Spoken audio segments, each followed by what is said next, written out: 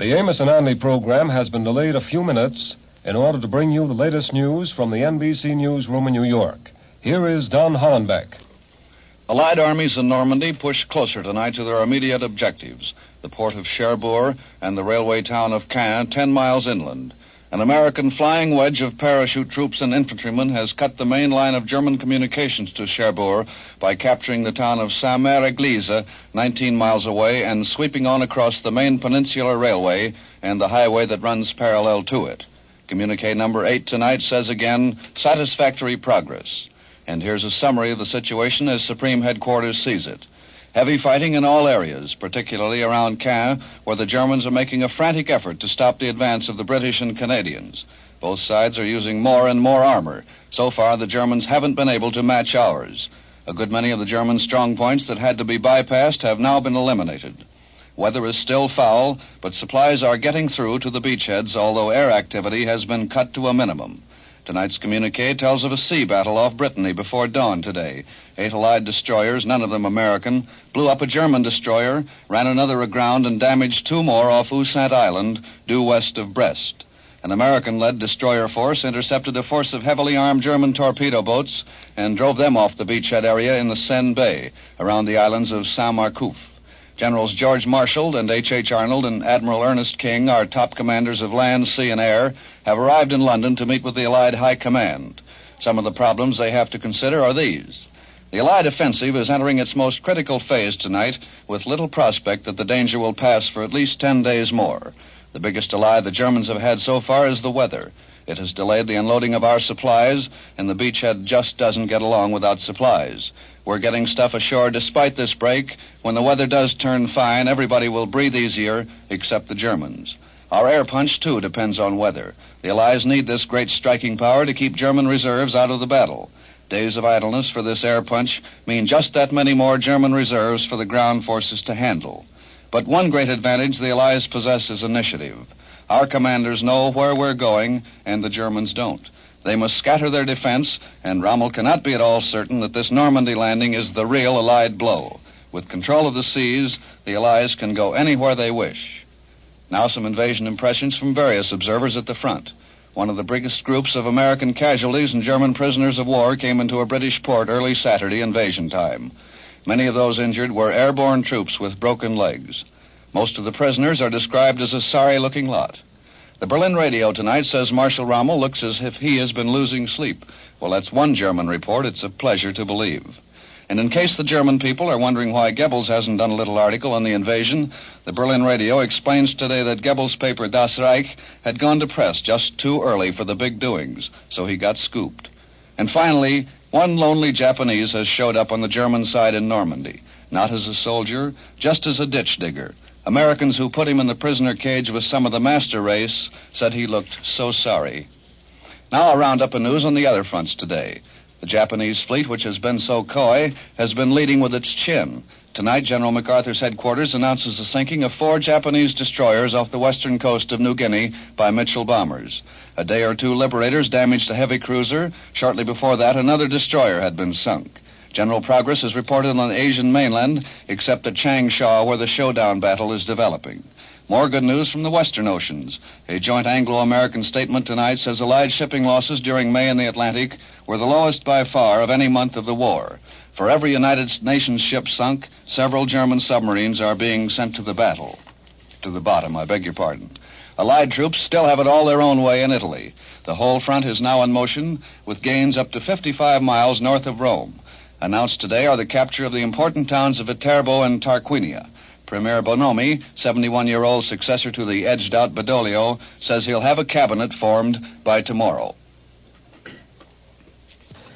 This special news report by Don Hollenbeck came to you from the NBC newsroom in New York. This is the National Broadcasting Company.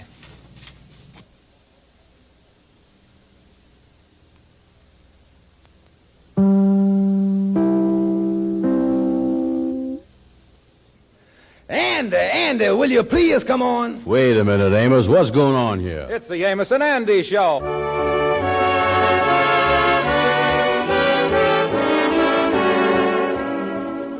Well, things are normal this week with Amos and Andy, which means that Andy's in trouble again. This time the trouble is in the form of some bills which he has neglected to pay. As we look in on him now, we find Andy sitting in his office talking to Fred Gwindell. Just look at these bills all over the desk here, Fred. I wish I could think of some way to keep them from coming in here all the time. They bothers the life out of me. Well, Brother Andy, you could get a job, you know, and pay for them. Oh, well, they don't bother me that much. Tell me this, Andy, who's pounding at you now? Well, there's one firm that's really closing in on me. Let me show you a series of 3 letters I got from them. Yeah, I'd like to hear them. Read them there. Now, here's the first one. My dear Mr. Brown, it was with great pleasure that we received your order, and we trust that this will be the beginning of a long and happy association. Sounds good. Undoubtedly, due to an oversight, you have neglected to remit the $7 due us. Sounds bad. We hope to receive your check at your earliest convenience. You see there, Fred, they hung themselves right there when they say my earliest convenience. So happens that my earliest convenience is late this year. Yeah, well, now, that don't sound like such a bad letter, though, Andy. Yeah, well, let me read you the next one that I got 10 days later. Oh. It starts off here, Mr. Brown. Now, you see there, Fred, they left off to my dear. Yeah. As far as they is concerned, the honeymoon is over. Yeah, they getting right down to business there already. Yeah, they say here, we are at a loss to understand your failure to remit the $7 you owe us. We trust that you will send this to us without further delay. You notice, Fred, they didn't say a word in there about our happy association. Then they go on to say here, we must insist that you send us your check by return mail so as not to impair our cordial relations. Now they're dragging my relations in it. My relations ain't got no more money than I have. Yeah, well, I guess they don't care who pays the money as long as they gets paid. Yeah, well, here's the last one I got. Uh-huh. This is where our romance finally busted up good. Starts off here, dear sir, unless we receive the $7 you owe us within the next 24 hours, our lawyers will take the necessary legal steps. And there you is. That's the whole picture. From love to jail in 3 letters. I tell you, Fred, I done lost all confidence in humanity. You know that? Yeah, well, I see what you mean, Andy. But you didn't tell me this. What is the $7 for that they is after? What did you buy? I didn't buy nothing. No. The Comfy Collar Shirt Company done sent me some shirts free of charge, and now they're trying to make me pay for them. Free of charge? Yeah. I never heard of nobody sending out shirts without charging for them, though. Well, that's the imprint they give you from their advertisement that I got in the mail. But here it is, right here. You can see for yourself. Yeah, I'd like to see that. Let me see here. Say, your name has been given to us as a prominent businessman, one who appreciates fine merchandise. Will you allow us to send you 4 shirts which you may examine free of charge? These shirts are of the best. These shirts are the best $1.75 value to be found anywhere today. However, if by any chance you do not like them, you may return them to us within 5 days. Well, Andy, that's what you ought to done. You ought to done sent the shirts back. They said to return them if I didn't like them, but I liked them.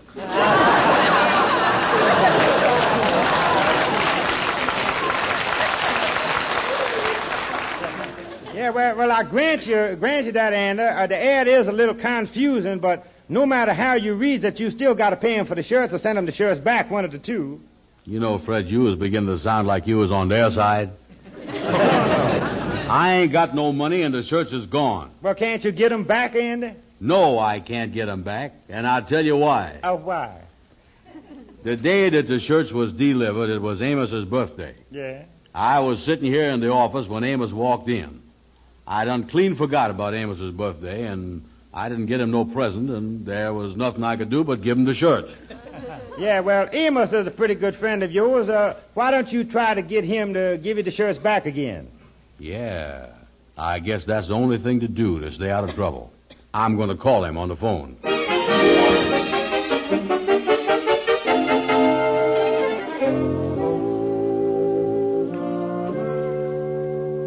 Is that you, Amos? Yes, honey. Oh, I'm so glad you got home. Andy called a little while ago. Oh, what do you want, honey? He asked me about those 4 shirts that he gave you for your birthday about 2 months ago. He wanted them back. Wanted them back. That's right. He said he's been thinking it over, and he doesn't think those shirts are right for you. You know, that green polka dot one and the pink one and the other 2. He says he wants to get those back and get you 4 new ones sometime. Yeah, well, what did you tell him, honey? I was so embarrassed I didn't know what to tell him for a second. I finally said they were all in the laundry and wouldn't be back for a couple of weeks. You remember, Amos, you gave all those shirts to Ralph Jenkins. Yeah, that's right. I remember we discussed the whole thing, too. The shirts was too big for me, and we said that it wasn't right with the clothes shortage to leave them shirts laying in the drawer, that we ought to give them to somebody that really needed them. Yes, and I didn't want to tell Andy about it because I didn't want to hurt his feelings after he'd done all that shopping. Yeah, well, we just got to stick to that story and tell him that they is in the laundry and they won't be back for a long time.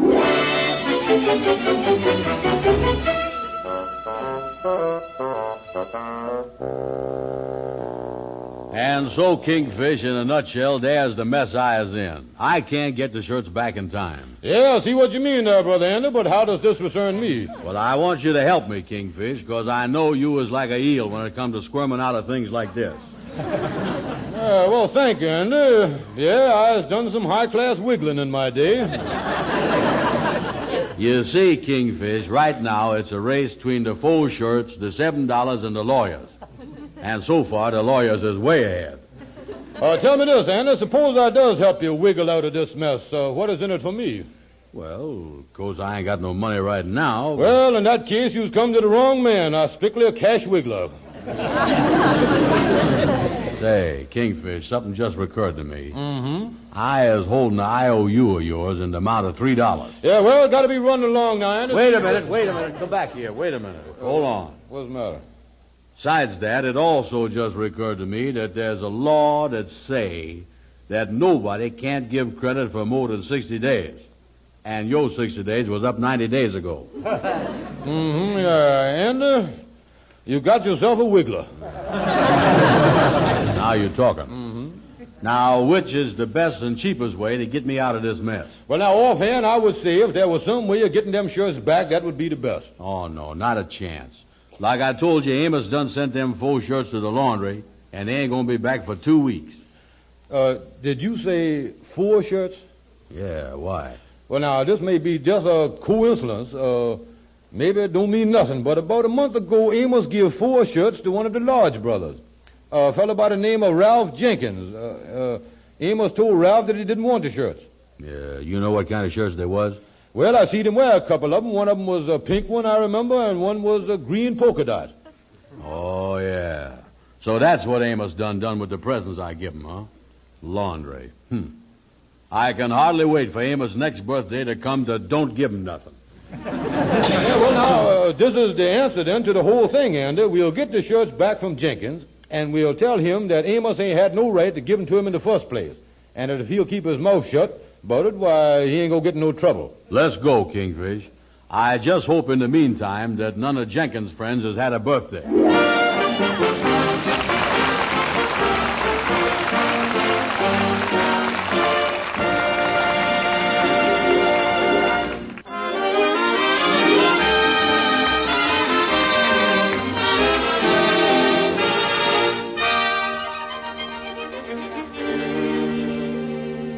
We left Andy and the Kingfish on their way to get back the shirts which Amos had given away to Ralph Jenkins.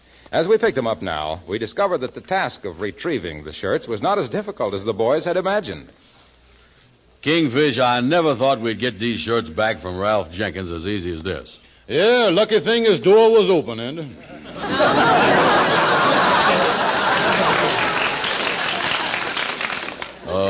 Going in his laundry bag and taking the shirts out, that wasn't stealing, was it, Kingfish? Oh, of course not, Andy. We just repossessing property that didn't belong to the fellow we was taking it from in the first place. That's all right. Yeah, well, that's all right then. Yeah, well, now, Andy, now that you got the shirts, we better take them right down to the Comfy Collar Shirt Company and return them. Then you will square. Yeah, well, look, the advertisement is right on my desk over there. Yeah. Get the address off it, will you, Kingfish? Yeah, the address here is way downtown. Say, this really was an offer they made you, wasn't it? $1.75 value. Uh-oh. What's the matter? Didn't you read this? Read what? It say here, in the event that you decide not to keep these shirts, you may return them to us, providing they has not been worn. Oh, me. You know, Kingfish, that comfy collar shirt company is out to get me. Yeah, well, these shirts has all been wore, all right? And when that Ralph Jenkins wears shirts, he really wears them. You lucky, though, Andy. We got him away from him before the summer sets in. In the summertime, he wears his shirts on both sides. Only in the summer, huh? Yeah. Oh, in the winter, when he turns the shirts on the other side, he claims the buttons is chilly. Yeah, well, I don't know what we're going to do now, Kingfish. They ain't going to take these shirts back. Yeah, well, wait a minute. Who is this coming in here? How do you do, gentlemen? My name is Jack Stanley. I'm looking for a Mr. Andrew Brown. Well, I is Andrew Brown. Well, I'm from the Comfy Collar Shirt Company. Andrew Brown ain't in. I'm glad to meet you, Mr. Brown. I have some great news for you. These Comfy Collar shirts that you ordered are the finest shirt value in this country today. Yeah, but Now, I'm the customer contact man, and it's my job to go out and straighten out little difficulties such as you've been having here with these 4 shirts before the lawyers step into the picture. Now, I can tell you, Mr. Brown, from our short acquaintance here with you, that it's not a question of money. Money? Of course not. Where is I? I see. Well, now, let me make a guess, Mr. Brown. You're not married. Or, are you? Oh, wait a minute now. You guessing both ways. Well, now, offhand, I'd say you're a single man. Yeah, well, what about it? What about it? Why, Mr. Brown, have you ever thought of the beauties of matrimony? A little house in the country, a little wife to welcome you home at the end of a strenuous day, a delicious dinner on the table, and after that, the laughter and the gaiety of little children in the living room. Your children. These are the beauties of matrimony. This is every man's dream. And do you know how you can make that dream come true? How? By wearing a comfy collar shirt. Boy, that must be some shirt. Sounds strange, doesn't it? Yeah, that's the greatest $1.75 value I done ever heard of. Well, sure, it's happened to thousands of other men, Mr. Brown, and it can happen to you, too. Now, take my own case, for instance. 6 years ago, I was a forgotten man. I was shunned by the opposite sex. My life was a lonely one. For months, the only companionship I had was the echo of my own thoughts. I was being dragged down by the chains of loneliness. And why? Why? All because of a crumpled collar. Yeah. Well, I sure sorry to hear that. Mr. Brown, haven't you noticed a tendency on the part of the feminine sex to avoid you? Well, no, I wouldn't say so, other than the fact that I can't get no dates. Yeah, and the only reason he can't is that the gals won't go out with him. Wouldn't help him none if he was wearing a horse collar, I can tell you that. Well, so 6 years ago, I was in the same spot until a friend, and only now do I realize what a real friend he was, told me about a comfy collar shirt. I bought a comfy collar shirt, and hardly had I gotten it on when my whole life took a different course. It became a series of parties, invitations, dates. My telephone was ringing night and day. And that could happen to you, Mr. Brown. Well, that couldn't happen to Mr. Brown. And why not? His telephone done been disconnected. No. What I'm trying to say, gentlemen, is that it's due to the comfy collar shirt that I was able to meet and marry the little wife who's waiting for me at home right now. Pardon me, Mr. Stanley, but that don't look like a comfy collar shirt that you was wearing here now. No. This isn't a comfy collar shirt. You see, my wife is a bad cook, and I'm trying to get rid of her.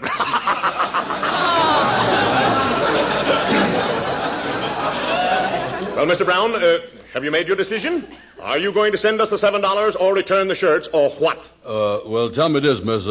If I decide to return the shirts, is they got to be like new? Absolutely. They can't be worn. Yeah, well, then I don't know what I'm going to do. Well, now, let me warn you. Your decision must come by tomorrow morning, or the lawyers will come by tomorrow afternoon. I was afraid of that. And in leaving, let me say, if you take my advice, you'll pay for the shirts. If you don't, you're going to cause yourself a lot of trouble. Now, I hope you do the smart thing, Mr. Brown. Good day. Kingfish, my only chance to make is to make them shirts look like they ain't been wore. You know that? And that's what I'm going to do. Now, wait a minute. How can you unwear a shirt? We're going to wash them, Kingfish. Now, nothing doing, and I ain't got time right now. I'm busy. Oh, it'll be a cinch. Lightning has got an old 5-gallon ice cream freezer down in the cellar that they use once in a while for washing clothes in. We can wash the shirts in that. In an ice cream freezer? That's right. It's one of them things that you can turn by hand. Come on, Kingfish, let's go over there.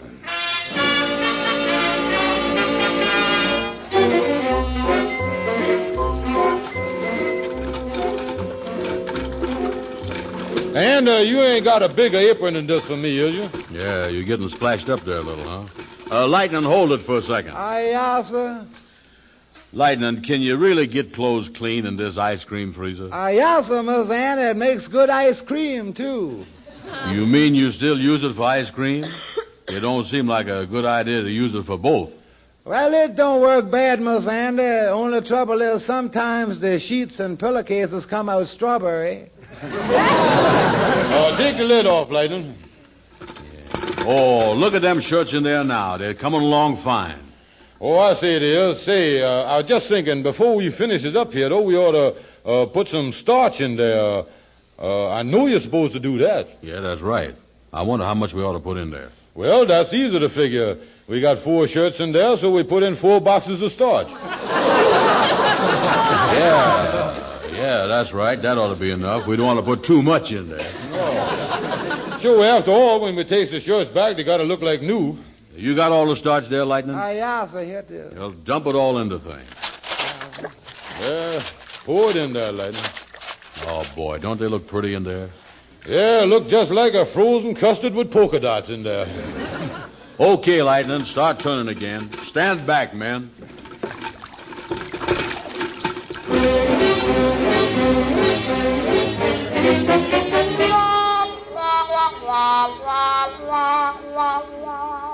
Say, I wonder if we didn't put too much starch in these shirts, Andy. Well, this is the last one. Now there's all iron. Yeah, help me fold the sleeve back on this one, will you? Catch hold of the cuff there and push. Yeah. Yeah, that's right. Now, come on, push. Push harder, a little more. Okay, that's got it. Too much starch in there, all right. Careful now, Lightning. Don't drop them shirts. They're liable to crack off on you. Just stand them up in the corner. Say, look here. Don't you think they're going to notice this scorch we got on the front of this shirt here? Oh, no, the starch will cover that up. We'll sprinkle some on there. Well, as soon as Lightning come back with the wrapping paper, we'll wrap them up and take them back to the company. Yeah, now, I was really surprised that these shirts come out as good as it did after taking the beating it did in the ice cream freezer. Wait a minute, Kingfish. Wait a minute. Let's look at these shirts. What is the use of kidding ourselves? There ain't a chance in the world the company taking these shirts back. A 2-year-old child could see that they've been wore and done over. You know, and I was just thinking, Amos is the cause of a lot of this trouble. If he didn't like the shirts in the first place, he ain't had no business giving them away. He ought to give them back to you. And then you could have took them back to the company unwore. You wouldn't have been in no trouble then. Instead of that, he gave them to Ralph Jenkins. He wore them, and now it's a mess. Yeah, that was a mean trick, Amos, all right, giving away a birthday present. He is what you call the Indian receiver. And if I was you, I would take these shirts back to the company and throw the whole blame on Amos. Yeah, that's exactly what I'm going to do. I'm going down there right now and start throwing.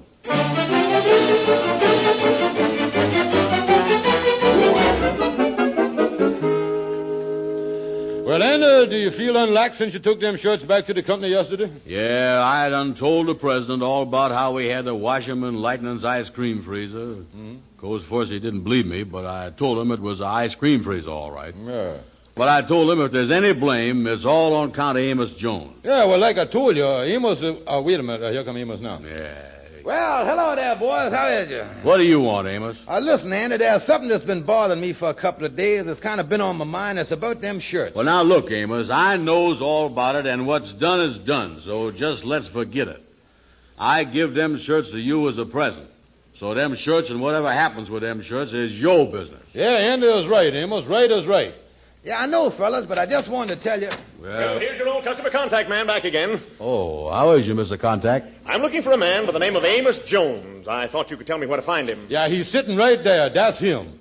Well, what you want to see me about, mister? Oh, Mr. Jones. I'm from the Comfy Collar Shirt Company, and our president, Mr. Marshall, has asked me to see you. Yeah, he's the one to see, all right. Seems to me that you had something to do with 4 of our shirts that were washed in an ice cream freezer. Yeah, he's your man, all right.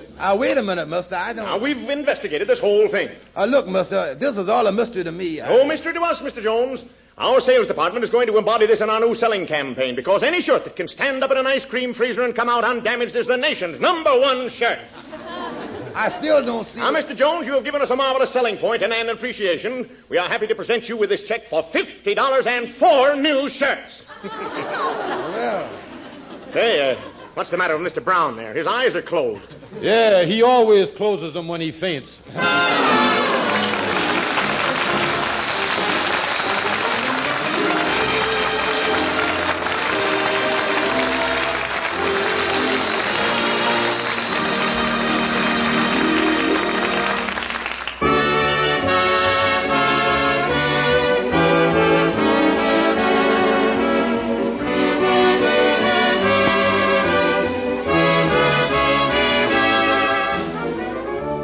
Be sure to tune in again next Friday night at the same time when Amos and Andy will present their closing show before leaving the air for the summer. Andy will become the owner of a used car. Don't miss it. Our program is broadcast to our armed forces everywhere. This is Harlow Wilcox speaking for all of us, bidding all of you good night.